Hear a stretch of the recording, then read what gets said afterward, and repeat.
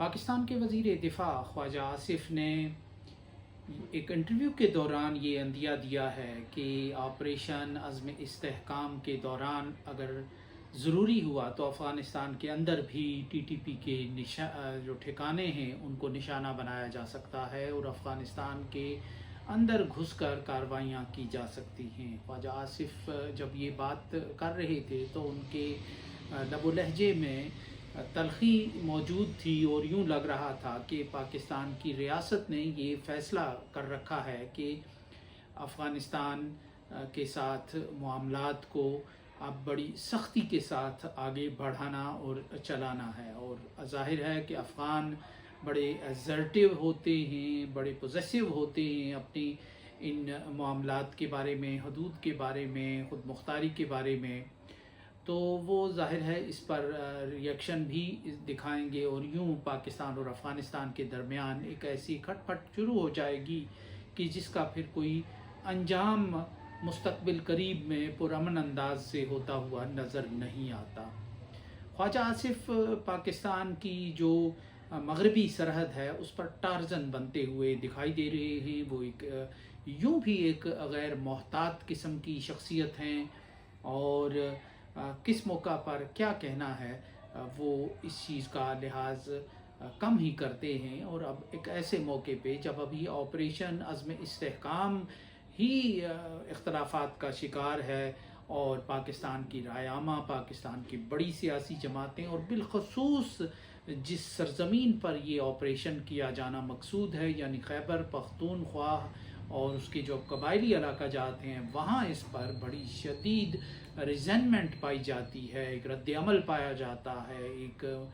اس کے خلاف ایک فضا موجود ہے۔ تو اس سرزمین کے حوالے سے ایسی بات کرنا کہ آگے بڑھ کر ہم اب افغانستان کے اندر کارروائیاں کریں گے، تو یہ ایک خطرے کی ایک ایسی گھنٹی ہے کہ جس سے پاکستان اور افغانستان کے درمیان مستقل ایک آویزش کا ایک دروازہ کھل سکتا ہے، اور ایک نئی نفرت کی ایک نئی کہانی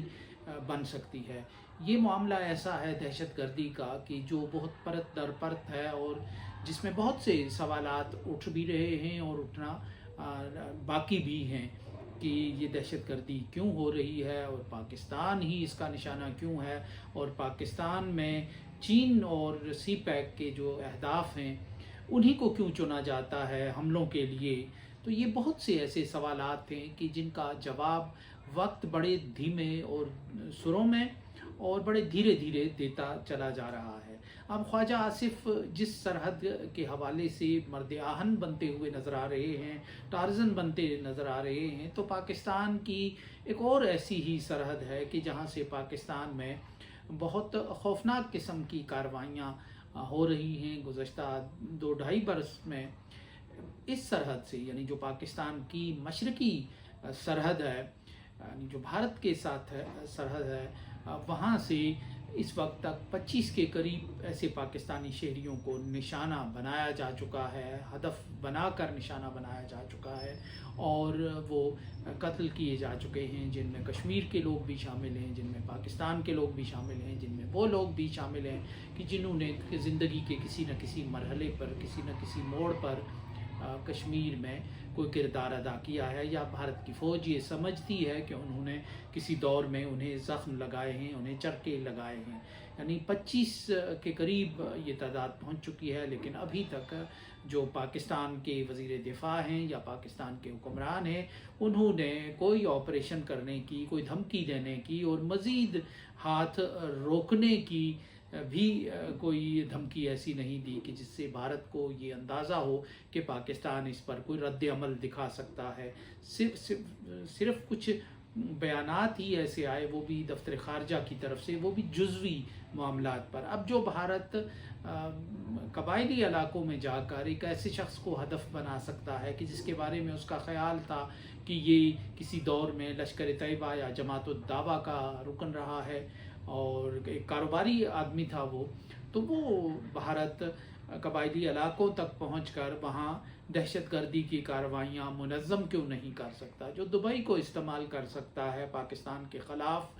کارروائیاں کرنے کے لیے، تو وہ دبئی کو پاکستان کے اندر دوسری قسم کی جو کارروائیاں ہیں،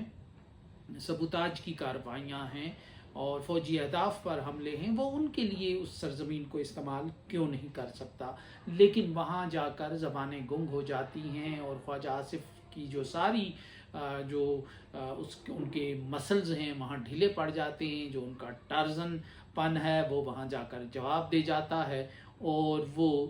نہ تو کوئی دھمکی دیتے ہیں، نہ گھس کر کارروائی کرنے کی دھمکی دیتے ہیں، نہ بھارت کو ہاتھ روکنے کی دھمکی دیتے ہیں، نہ یہ دھمکی دیتے ہیں کہ آئندہ اگر بھارت نے ایسا کیا تو اس کو سنگین نتائج کا سامنا کرنا پڑے گا۔ تو یہ پاکستان کی طرف سے مشرقی اور مغربی سرحدوں کے حوالے سے دو الگ جو معیارات اس وقت پائے جاتے ہیں، تو اس سے اندازہ ہو رہا ہے کہ پاکستان ایک دباؤ میں آ کر ایک ماحول پیدا کر رہا ہے آپریشن کا، اور پاکستان کی جو مغربی سرحد ہے وہاں کشیدگی بڑھانا، وہاں آپریشن کا ماحول پیدا کرنا، وہاں ایک آویزش اور یورش پیدا کرنا، وہ ایک انٹرنیشنل ایجنڈا ہے، جبکہ پاکستان کی جو مشرقی سرحد ہے وہ اس کو پرامن رکھنا، اس کو ٹھنڈا رکھنا، اس کو نہایت پرسکون رکھنا، یہ بھی اسی ایجنڈے کا حصہ ہے۔ تو اس لحاظ سے خواجہ آصف کو اور پاکستان کے جو پالیسی سازوں کو یہ کہتے ہوئے